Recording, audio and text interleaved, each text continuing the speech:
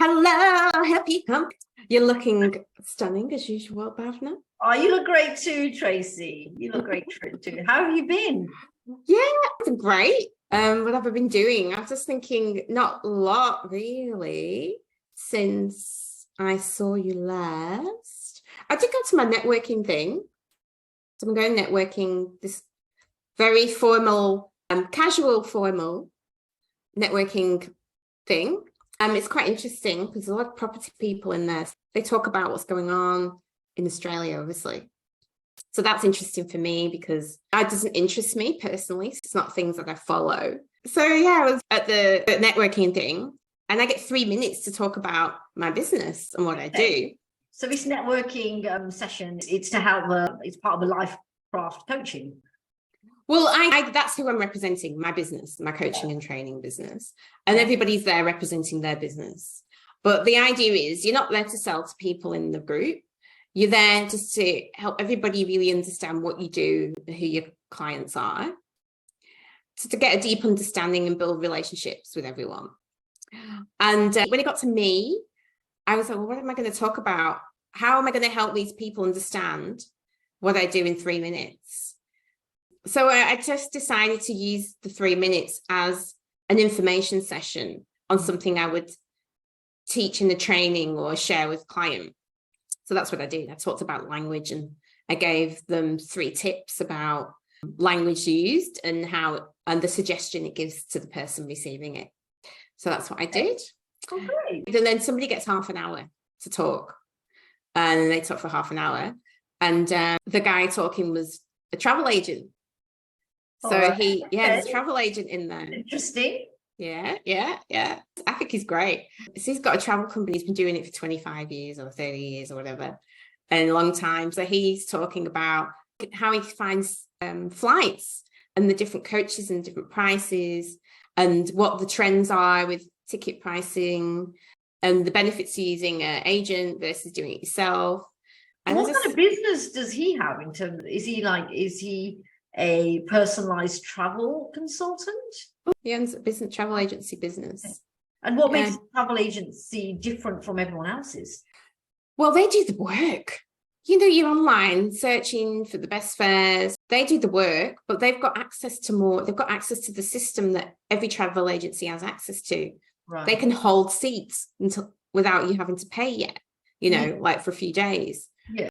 So, and also, if anything goes wrong, if you get to your airport, your flights they sort it all out for you. And that's whether you're in your own country or abroad. That definitely helps because I often go through a travel agent for my flights. And I remember I booked a trip to India in March 2020. It was through a travel agency. I'm not going to mention its name. It's a mainstream one globally. Oh, I know what you mean. And I got stuck in New Delhi in India at the time of COVID. And I wasn't able to, I phoned them many times. They weren't able to help me out. And I ended up going to the embassy in order to get back home. Well, there you go. Personal travel agent wouldn't happen. That's different. And that's why I was saying that's the unique selling point, I guess. Yeah, the unique selling point is the personal travel agent will, take your call in the middle of the night. They're going to get on it and sort you out. And actually, that happened to my mum. She always uses a travel agent. And I remember thinking, why are you using a travel agent? You're just flying. It's so easy, blah, blah, blah. That's me to my mum. Yeah. But when she got stuck here in COVID, that travel agent was able to sort out, ticket refunds. I mean, at the end of the day, I got her the flight home. Yeah. But they sorted out all the paperwork, trying to sort out the refunds for the other airline and all that kind of stuff. So they should do all the legwork, but they do a lot of the legwork. And if you get stuck anywhere or any problems, they sort it out. You see, that's the main thing. Like we've just been talking about this unique selling point, and I know that in the networking group, I don't know if this was mentioned, but just talking about it with yourself, Tracy, I've got an idea about, in terms of promotion. It would be hearing from the perspectives of holiday makers, travelers like myself and your mum getting stuck in these situations and what the outcome was. So, there's just some ideas out there. Do you know what, Bob? So the thing is, when somebody can't make it, you've got to go to every meeting. And if you can't make it, usually send someone else in their business, like, whoever. And then that person will give an update on their business for them on their behalf. So maybe you could go for me if I can't make one. If I had 3 minutes, yeah, I'd love to do that. Yeah, use my creative flair. Yeah. To promote life craft coaching. Yeah. Give me that challenge. I'll take it. Yeah. I was like, all right, I'll send Bav to go. Let's do it. Let's do it. Yeah. Let's do it. And you're talking about networking. Today's podcast session, I understand you've got a bit of an addition or a host. Yes.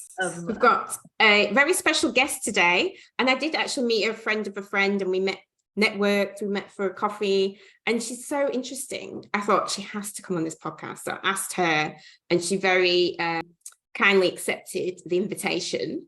And so we better bring her on. So it's my pleasure to introduce Zimbabwean-born Renny Chivunga, who is a talented and driven total boss lady who has juggled multiple passions and achievements in her career.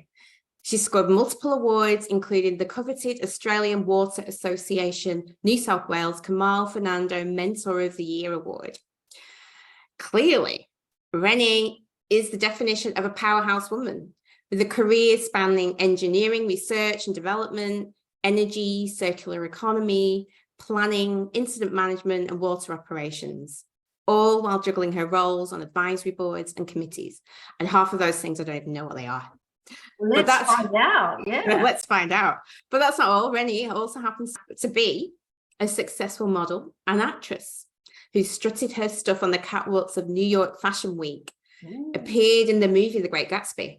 Oh, okay. And starred in the award-winning music video Foreign Language by Flight Facilities. She's clearly a force to be reckoned with, and it's no surprise that both ABC and the city of Newcastle in Australia have produced a mini documentary on Renny. So this is an inspiring woman that proves anything is possible. Yeah, great. Let's hear more. Let's hear more.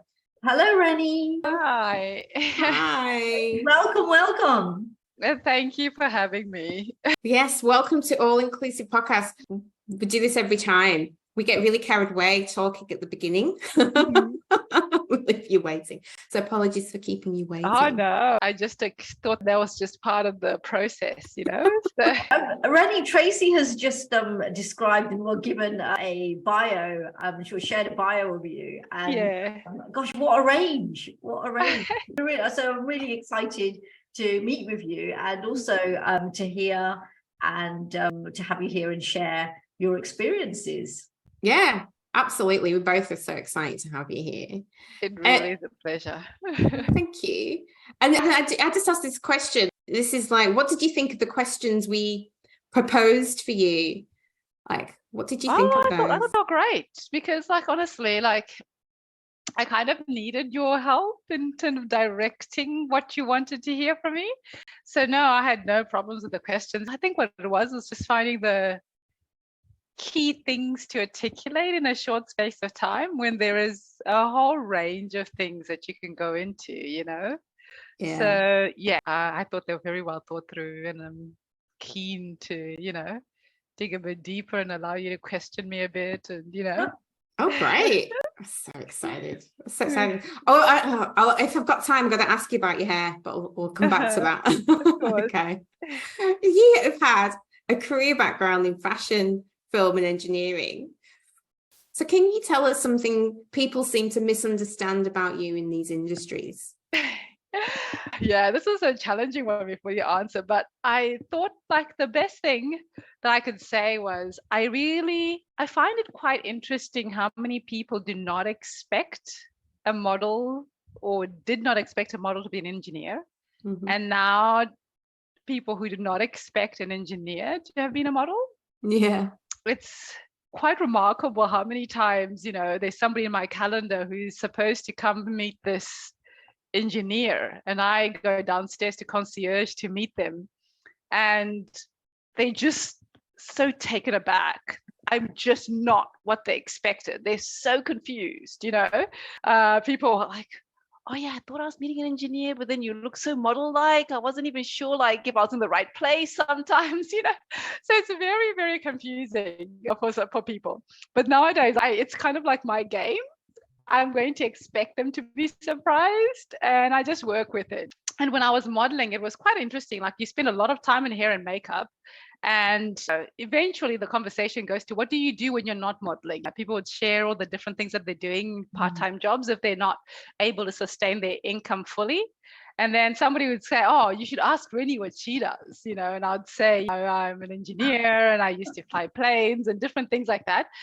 And you'd see people like, really appreciate that I had, not that fashion isn't an important industry and that I didn't value it, but you could hear people, oh, she's really clever and she's doing something worthwhile, and she goes home and does something important, and I think I felt really, really proud of being an engineer and having spent that time in aviation and different things, rather than just thinking, and that gave me a bit of grounding in the sense that fashion wasn't the be all end all. And because of that, I kind of anticipated that surprise when I moved from the fashion world back into engineering. And so at first I started by minimizing the model side of me, dressed really, really plain, no makeup, try to blend in as much as possible. But as you know, if you're not being unapologetically yourself, and you're not being really authentic, you just don't thrive. And it doesn't allow others around you also to thrive. So now I just embrace all of me. I love being fashionable and fun with fashion, but I also like to do the serious things in terms of the engineering part of me as well. What do you think the surprise was about? Surprise. What do you think they're thinking in their head with their expression of surprise? Yeah, like at first they're confused because they think that I can't be the engineer. Maybe somebody else will come. So what's an engineer then? I don't know what they think. Maybe they just expect me to be in high vis. Like some kind of high vis coat and the helmet and the goggles even. Yeah, I don't know. Like someone who's very kind of clinical looking, not someone and so again, it's those biases, isn't it? Or stereotypes, at least. That's right. Yeah, but it's interesting, really, how you mentioned about the engineering side and the fashion side, and it kind of I was reminded that back in the 80s when we had Cindy Crawford, who was like, one of the catwalk models of the day, and not many people know about it. I think she comes from a chemical engineering background. I know you'll probably know more than I do. But, I think when Cindy Crawford came onto the limelight in the catwalk, everyone was also surprised that she had an engineering background. So there you go. So I didn't know that. You're educating me here. Oh, okay. All right. Renny, you'll probably know this about Cindy Crawford, right? Yeah. No, yeah. You think that others have been before, and yet even still now we're still getting surprised by it, which is, and I think that's why I'm so passionate about telling my story.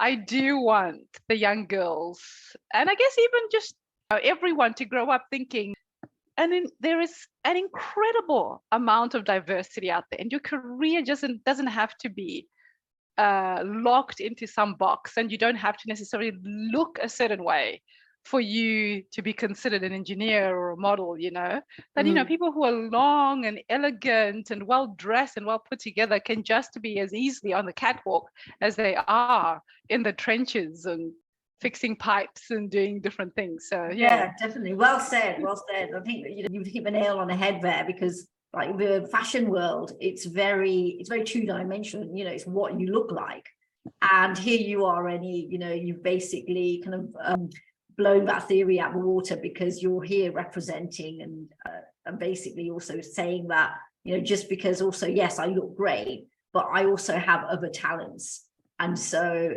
that's great to see.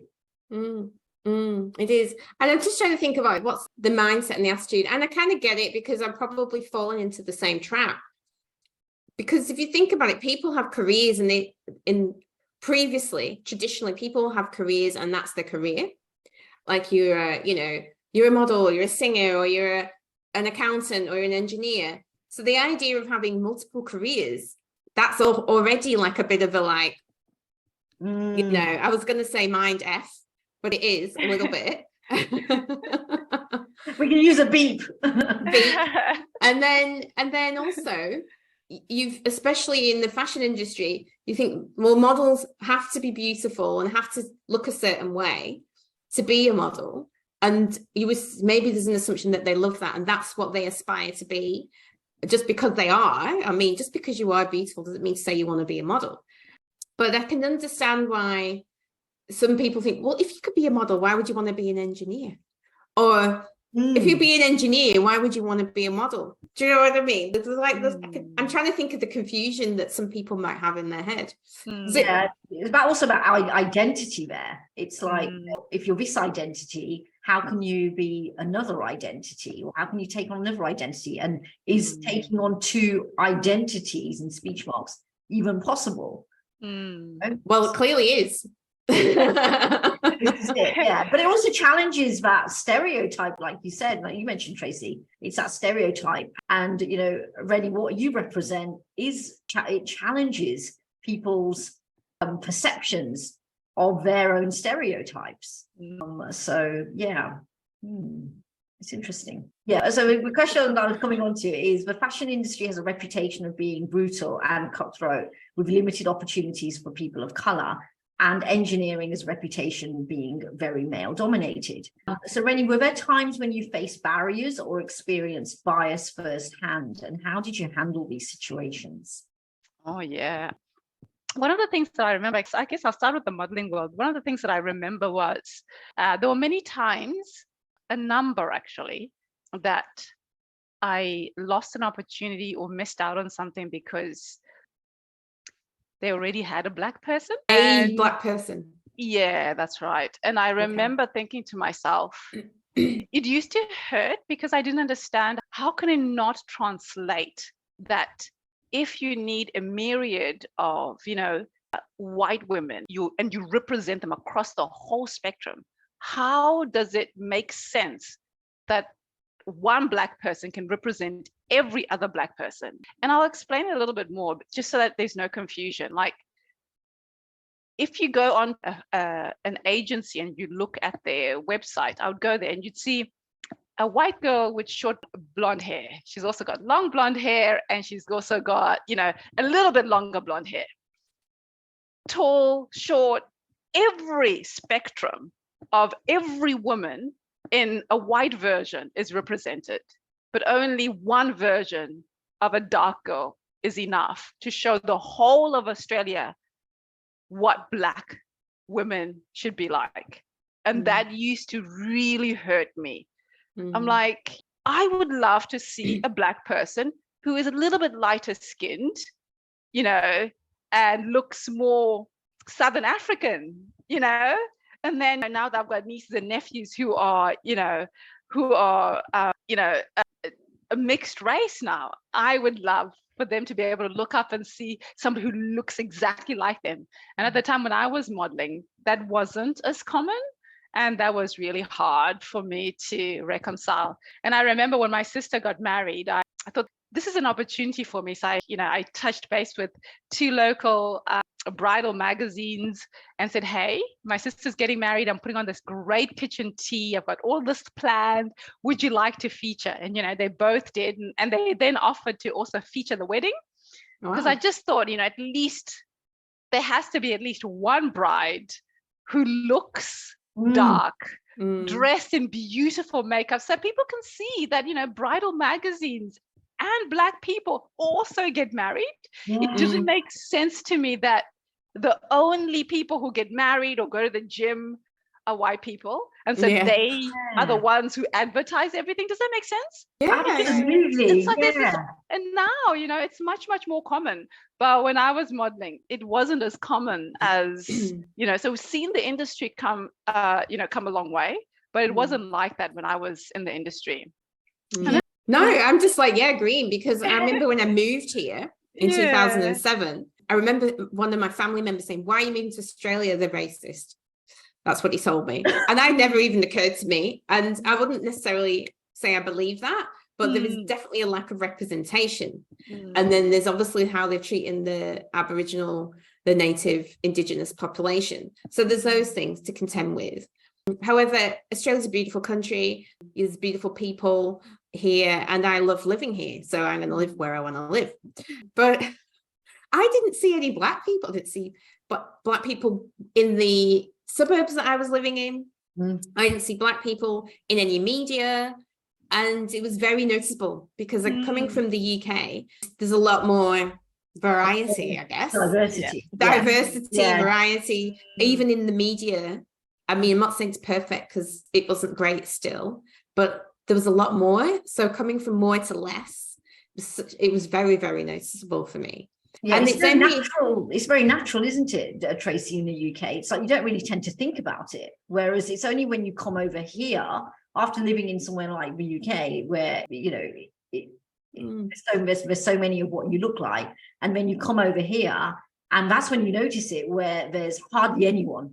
Yeah. But I mean, I didn't even see Aboriginal people that I would, you know, recognize by looking as an Aboriginal person. So I just thought, wow. And it's only in the last few years I started seeing people that look like me on the bus. I remember seeing a mixed race person or biracial person on the bus with, like, you know, afro hair, and I was like, I know. And I know it's quite powerful, actually, until you move into a nation where somebody like you is not represented everywhere. It is so exciting when you see just one other person. It's like, somebody like me, this is great. Yeah. And, you know, and an industry like fashion should definitely ensure that, you know, it should be an industry where, you know, every person can see themselves in that outfit or in that makeup or in that brand, you know. It can't be something that you have to imagine or, you know, work hard to put yourself in those shoes. So yeah. And I guess in the engineering world, there were many times when I was, you know, the only girl in a room. And I do remember somebody like stopping in the meeting saying, "What are you doing here?" You know? And I remember many times when, I guess, you know, when the jokes are not appropriate for diversity, you can feel that, you know. Yeah, inappropriate jokes are just, well, I don't think they're funny, but, you know, that some, I would just say, men have become accustomed to using as a way to connect with each other. I think one of our other guest talks kind of touched on that as well. We had another guest who was talking, because she was like, she's a designer, a graphic creative director. Design director, yeah, Frankie Renny Chivunga. Yeah. So she helps put the picture on the bus almost, or does the website. She was talking about being the only woman in these meetings, and similarly what you're saying, it's a kind of banter and jokes that they have going on that's just not appropriate. In your experience, did your peers actually say to you, "Oh, what are you doing here?" or "Oh, I'm surprised to see you here"? Did you face that firsthand? So in one situation where it felt like, you know, maybe I wasn't necessarily asked, "What are you doing here?" But, you know, a feeling of, okay, it wasn't expected of me to be part of this team or this group. But in terms of what I've done about it, I realized, you know, a lot of the time, once you really work hard at, you know, mastering your trade, and also, you know, for me especially, like there were many times when it was assumed maybe that I wouldn't necessarily be able to do that because it was too heavy or too dirty or things like that. So I made a decision that I was going to, you know, if there was a pipe break, you know, and I go to site, I'm going to be wearing, obviously you have to wear your protective equipment, but I'm actually going to get involved. I'm going to learn how to operate valves. I'm going to learn how to do all of the things that I felt the crews would respect. Right. And it was quite remarkable that the move went from me being a female, but me being an example for engineers, actually, to say, hey, you know what, if you're an engineer, don't behave like you're so amazing because you've got this degree. Yeah. Go to site and do the work with the field staff. They really appreciate that and they'll respect you. So I guess for me, it was really, I challenged myself to be good at what I do and to demonstrate that I'm willing to do the hard work and go an extra mile, you know, to fit in, that I wasn't putting myself on this. So yeah, I used to be a model, so I don't actually touch that, or I don't actually do that. That was really helpful for me. But what was really interesting and what I have found incredibly surprising is actually when I look back at my career, once I gained that respect, most of the time the men respected me. But what didn't change is how women saw me. And that really shocked me. A lot of the jealousy and a lot of the being held back was actually a little bit because of the women who ended up helping me in some way, approving my timesheet, who made my life difficult. And I was really shocked by that. We spend a lot of time in, you know, International Women's Day and all these things talking about how men can better support us. But I think we have forgotten as women how we can support each other. Because I worked in male teams, I think the guys would go home and tell their wives, they've got this awesome engineer, she's so amazing, she's doing this and this. And actually it didn't take long for, in all of the teams that I was in, for the wives to show up and try and meet this Renny, just to make sure I was an engineer first and not like, you know, like, I don't know. You just feel like they're checking up and making sure. Is that there's a bit of a threat there type of thing? Yeah. And I'm like, I promise you, if your husband ever did anything that was wrong, I would actually come and find you and tell you. I'm not that type of girl. Yeah, but, you pull it out. Yeah, but actually I experienced a lot of competition from women more so than actually men, which really surprised me and disappointed me a little bit as well. Because you finally get more women in the room and all of a sudden they're the ones who are trying to find a reason not to support. I did. Yes, I mean, there is a little research to suggest women are equally as biased as men are about other women. I don't know if it's a reaction to the fact that a lot of women that are, you know, becoming successful are finding themselves the only CEO, the only exec, you know, one of few at least. So rather than being one amongst many, that's not the typical situation. So I think it's almost like, can understand, not that it's right, why there's that sense of competition when somebody else is suddenly there or doing well. It's kind of that mindset of lack, a mindset of there isn't abundance.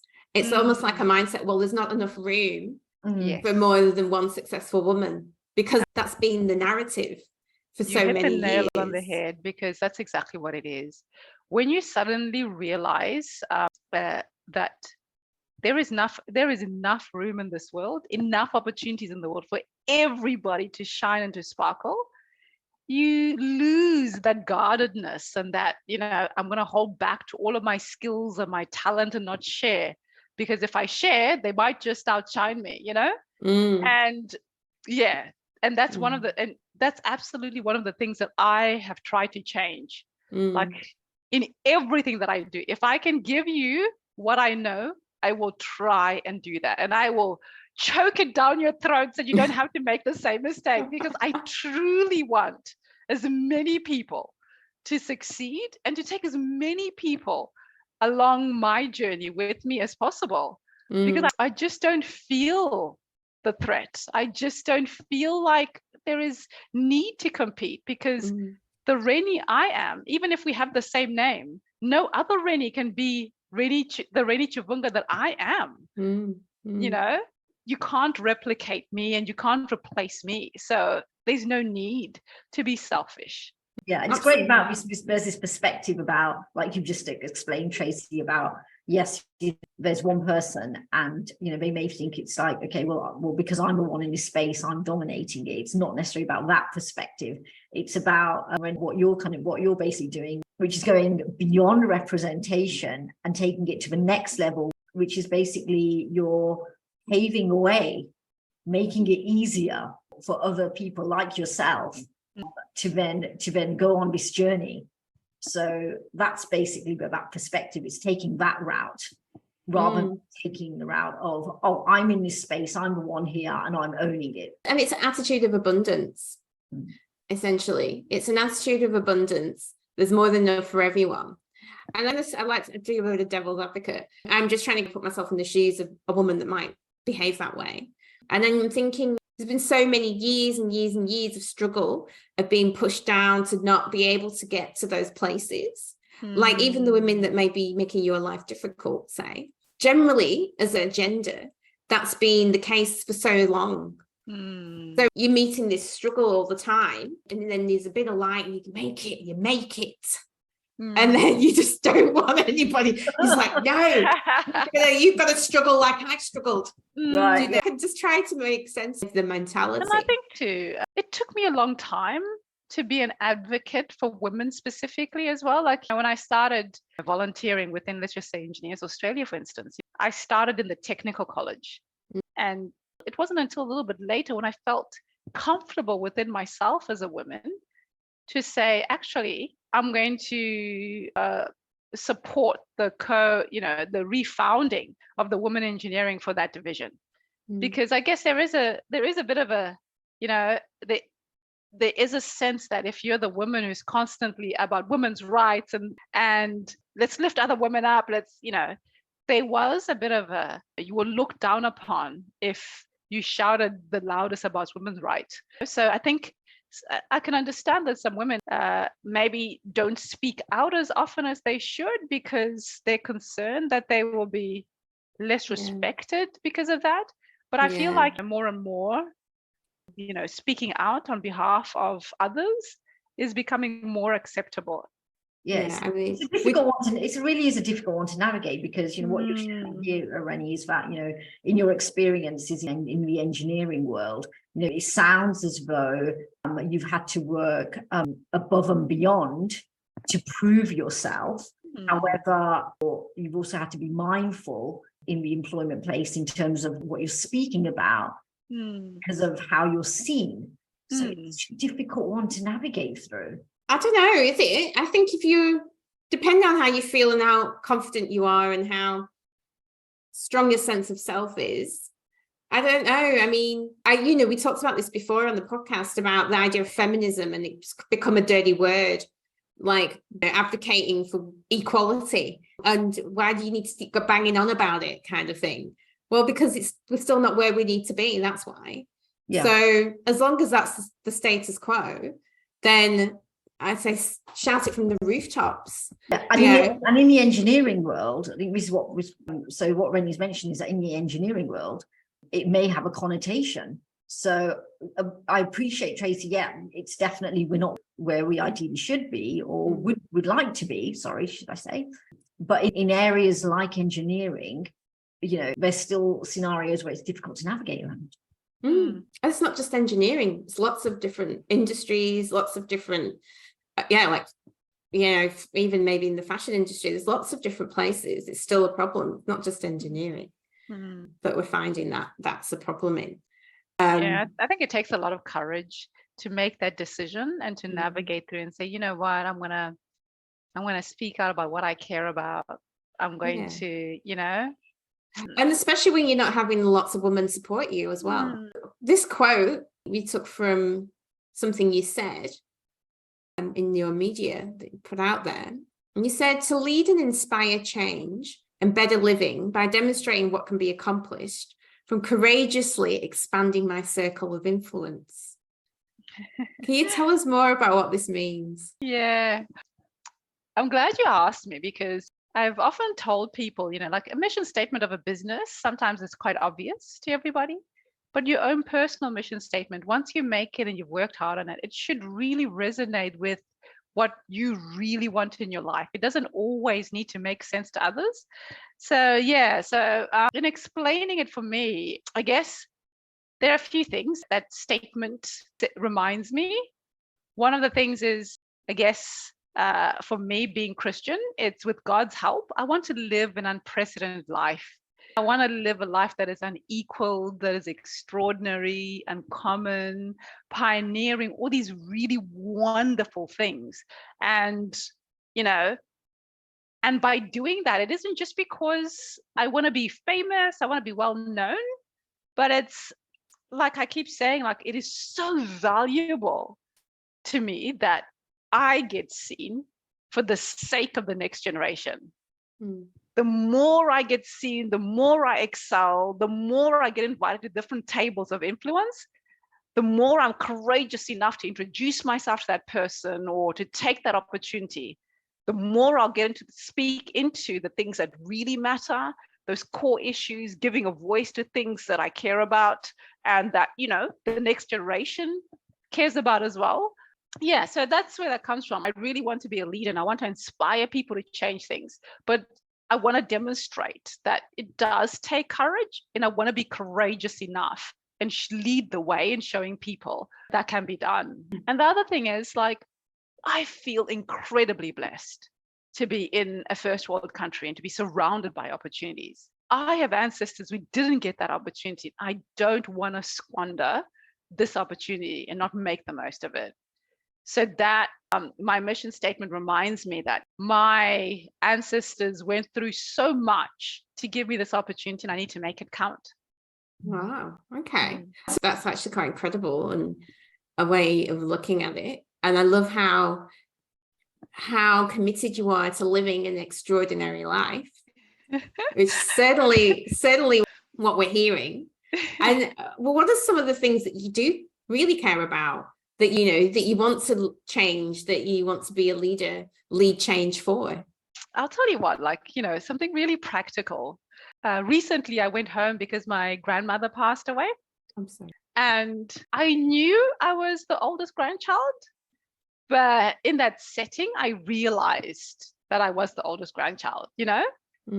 And I remember as a child thinking, I want to be an engineer, I want to be a scientist, I want to do all these things, you know? And my mom and my parents instilling in me that I was the leader and I needed to be an example. And, you know, navigating through my whole life, I didn't realize just how much of an example I was until I arrived at my grandma's funeral. And all of a sudden, in a family where I was a first engineer, they're now engineers and lawyers popping up everywhere. You know, like my mom had 12 brothers and sisters, and they each had 5 or 6 or 7 children, and they're now each having 6 or 7. It is absolutely normal for them to aspire to go to university. Absolutely normal for them to think it's possible for them to be a pilot, to be an engineer, to be a lawyer, to be all of these things. It's no longer something that we dream about or look and see, oh, it's only those other families that do it, or, you know, it's not like that anymore in my family. So that's really important to me, you know, being a leader within my family, because, you know, my mom taught me something, and my dad as well, I guess, that charity begins at home. What I preach on the outside must truly be true in my home. The other thing is, you know, minority groups, you know, I am very proud to be Zimbabwean and to have been born in one of the poorest hospitals in Zimbabwe, and to have worked hard to be here. And I want to make sure that Zimbabweans are respected, honored, and loved wherever they go, because I'm a product of that country and I want to make them proud, you know, and I want to see other Zimbabweans lifted up, women and women of color. I'm incredibly passionate about that.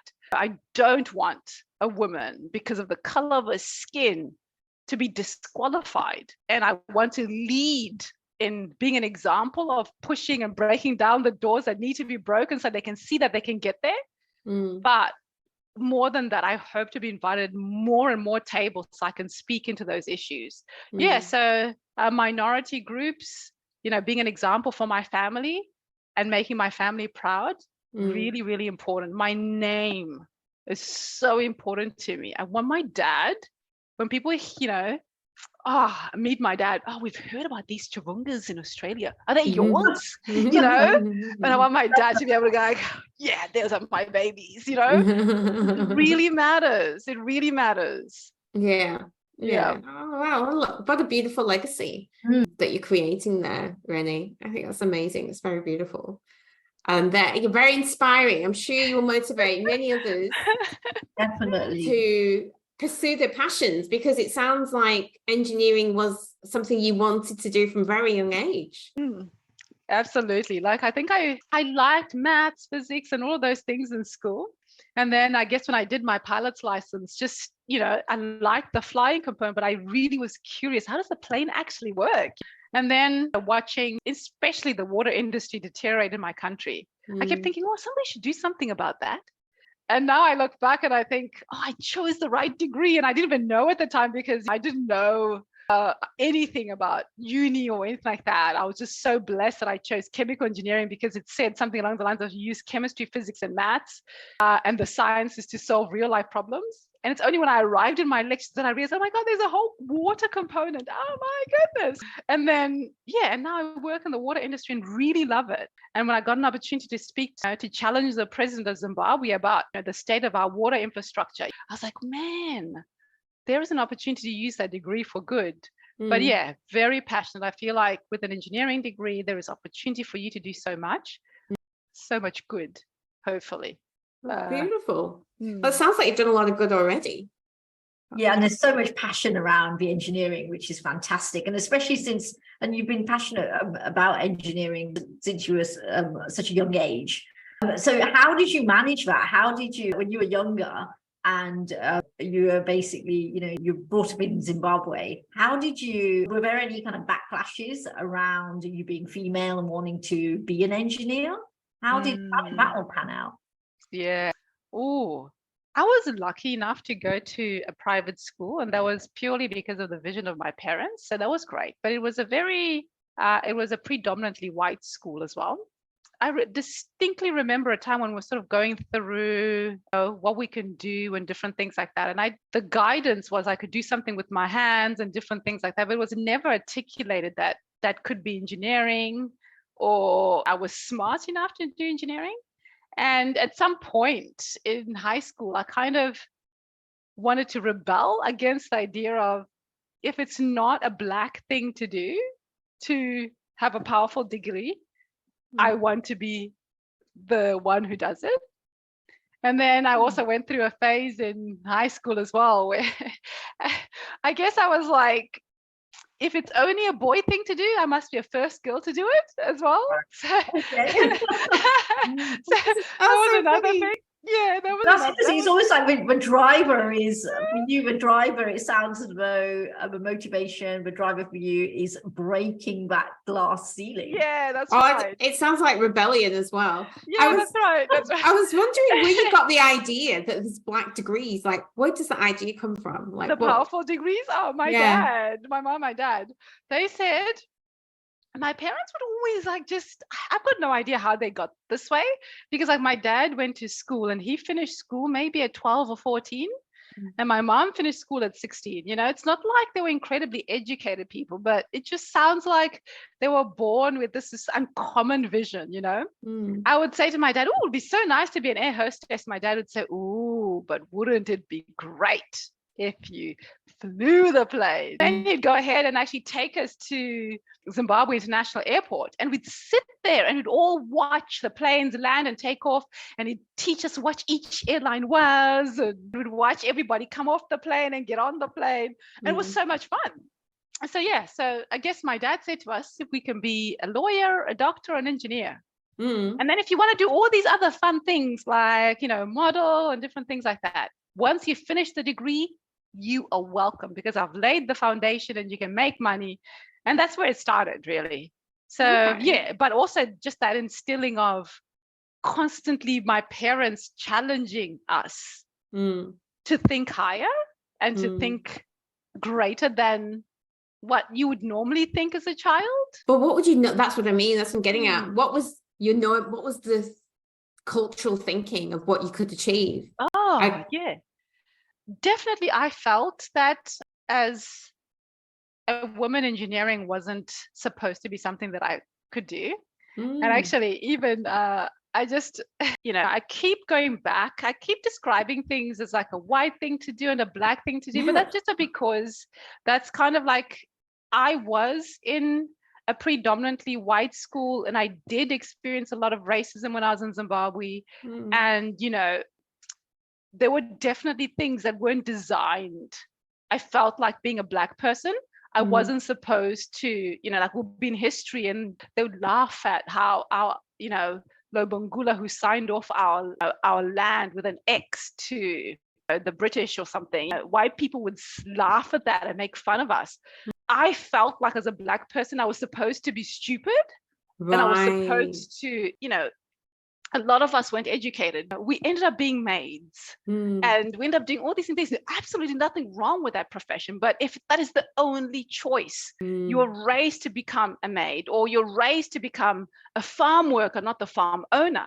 That's not right. And that is quite often how it is. And then also as a woman as well. And there's so many things in Zimbabwe that I wouldn't be able to do. I remember having this conversation with my brothers and they were saying, oh, we've come a long way. So like for me to be out at night going for coffee isn't something that I do because my parents would be like, why is a woman out late? Right. Like to go into a pub and have a drink, that is a purely male thing. A woman being there is inappropriate. I still manage some of our businesses and support my parents from here. But when I go home, there's certain meetings that my dad will say, or my mom will say, oh, if you go there, they might think you're a girlfriend instead of a daughter. There are lots of things that are still in my culture that make it unacceptable for a woman to be certain things. And there's a lot to be changed. So yeah, definitely a lot of what I'm doing now is different to what I would have been doing. And I know for a fact, like even having been able to go to a British-run boarding school, I felt like that was such a privilege because I know the expectation is if I was in day school, I would have had to, on the days we didn't have a maid, I would have had to clean the house, cook, and that's how my mom and all of my uncles and everybody else, they had to cook, clean, and then go to school, come back, cook, clean, and do all of these other things as well as study. Like the opportunities for a woman in Africa to survive, to get I raise my hands up to a girl who didn't go to a private school, ends up being an engineer and doing these amazing things. Because seriously, to be running a household and to have these enormous expectations on you, to be a mother when you're a child yourself and to still study and to pass and go to university, it's just amazing. So I was grateful that I was in boarding school and could only focus on school, but the others who couldn't do that. Yeah. So I don't know if I've answered the question, but you have, because something that I do in my work is we unravel the influences of parental programming. And I don't mean like, the brainwashed us. I mean, it's their attitudes and their beliefs that shape their lives, that shape our lives, and how that's worked for us in our, our current adult life. So that's kind of how I work with clients. And it's really interesting to hear you talk about those parental influences and how they've affected you and brought you to where you are today. And I'm hearing a lot of like rebellion and determination to not be. And it's quite funny. I think I told this story before. My dad once said, I showed an interest in engineering myself, and mechanical engineering. And my dad said that's not for girls. So I went and enrolled in mechanical engineering, and I did it for a year and I hated it. So I changed degrees. It's fine. I did something else that I like better. But it's interesting, the motivations, the things that motivate us. And I don't regret that I did it for a year, because it was me finding what I enjoyed and what I didn't, and what was going to be a passion for me. So that's fine. But I get that feeling of, I'm going to show you, I'm going to be the first. Yeah, but it's quite interesting though as well, Tracy. Like I've moved as a child. Those things got me to through uni, and I cannot let them win. When the subjects was too hard for me and I felt like I was going to fail, I just cry, keep going. They kind of got me through. But then over the years, who I am has changed. How we're talking about that identity and a confidence in what I was born to do that is much, much bigger than let me show you now. Yeah. Because I am a different person now. I've healed from the hurt that I experienced as a child and what I was going through as a child. And I'm now much, much more comfortable in my skin. So yeah, now I am driven by knowing that that vision statement is truly designed for me. And I feel like that is my mission in life, that I'm called to this more so. And that's what drives me. I don't want to fall short of my potential more so than being rebellious to society. You know, no, that's if I was great. called to touch women's lives, I must absolutely do it. Not because, you know, I'm sticking it to somebody but because it's my destiny. Exactly. And I can't fall short of that. No, there's something we talk about is this kind of moving towards and moving away from kind of motivation. Yeah. And I just think it's a stage of growth. I think it's kind of reasonable to be in that kind of teenage, angsty, rebellious kind of part of your life, have that as a growth phase in your life. And then hopefully, as you grow spiritually as well, it becomes more about passion and what you want to pursue and what legacy you want to leave versus I'm sticking to someone. So it's good to hear that you recognize that in yourself and where you are and what you're about, because I think that's really important. You've really demonstrated that very nicely. Thank you. It's also demonstrated about you've also kind of like encapsulated your passion, but it's a passion for purpose. And so it's evolved into, yes, it started out maybe rebelling and maybe also kind of experimenting, again, like experimenting, but also pushing boundaries. How far can I go with this? And then now it's evolved into, you know, you really, really kind of finding home in what you're doing. And that's basically now it's your purpose, which is amazing to hear. Absolutely incredible. Well, I think we're kind of out of time. I could talk to you forever, and I'm hoping to talk to you again anyway. But it's been wonderful to have you on the podcast. Thank you so much for being our guest. It was absolutely my pleasure. Honestly, I'm so grateful for every opportunity I'm given, and I'm so grateful that you gave me this opportunity. So thank you.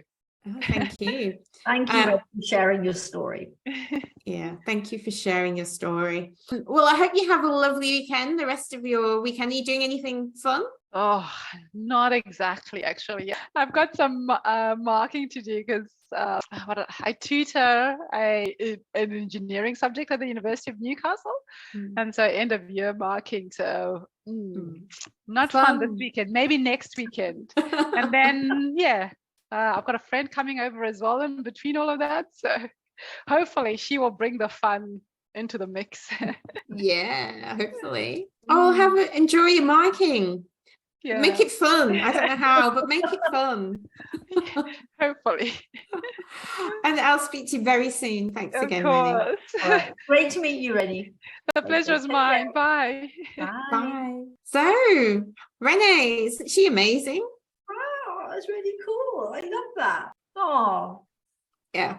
Oh, wow. She's awesome, wasn't she? Yeah, I really enjoyed that. That was really good. Yeah. Yeah. She's such an inspiring woman. Yeah, very insightful too. Yeah. Yeah. I completely forgot about that engineering and Cindy Crawford thing. So, but yeah, I love hearing a story. Just kind of, it's almost like going on that journey with her. I could just imagine like a boarding school in Zimbabwe, and then they're pushing back with her, and then going, hey, I want to do this, I want to do that. It's very infectious, that passion. And how beautiful that she had parents that supported her like that. I think that's a massive thing, Chat. It makes such a big difference. So it's like you said with your coaching and those parental kind of paradigms, as it were. Yeah, it makes a massive difference, definitely. Yeah, it's because that parental paradigm is about, do you have paradigms which place almost cages around you, or do you have paradigms which help you open up doors? Well, either way, I have no doubt that if Renny didn't have that support, she'd still be successful. I don't have any doubt. She'd have found another way, just with her spirit. But then you're right, like parental programming will always influence our decisions and how our life pans out. I think the key is recognizing that and then doing something about it if your life isn't the way you want it to be. I think that's the key, because you're right, it can be very limiting, and how limiting it is depends on your personal situation. But recognizing that and then like, right, what can I do about it? Because that's the difference, and that's all, you know, that's how everybody can shine, because I really believe everybody can shine. And just look at Renny from her background. Yes, her parents were supportive, but how did they, you know, like verbally and obviously financially was able to send her to a private school, but what must they have had to do? And still, and you still heard from Renny then that even now they still have attitudes and beliefs that may not be supportive to the person she is now. So even despite those things, she's still going to shine, she's still going to thrive. So I just thought it was just a really interesting story, for sure. Yeah. What was your biggest takeaway from our guest speaker? Oh, I think the biggest takeaway would be, it was interesting to hear how in the engineering world that Renny had to prove herself. And, you know, I'm hoping that doesn't, I mean, you know, obviously Renny's paving a way now for it to be different. And I hope it is different, but I hope that that women and women of color in the who enter the engineering world, you know, they don't have to work above and beyond their white male counterparts. And I hope that's the main takeaway for me. But also the inspiration. And, you know, we do know that's kind of common in minorities, and minority, like people of color and women often do feel they have to work above and beyond and tend to do that. And that's, you know, speaks to part of the reason why a lot of women won't apply for jobs unless they tick all the boxes, whereas men will. It's that idea that there's a different standard for you if you're going to be successful. Like there's a different expectation for you. This expectation, you have to go above and beyond to basically prove that you're worthy to be there or to do that job or to have that position.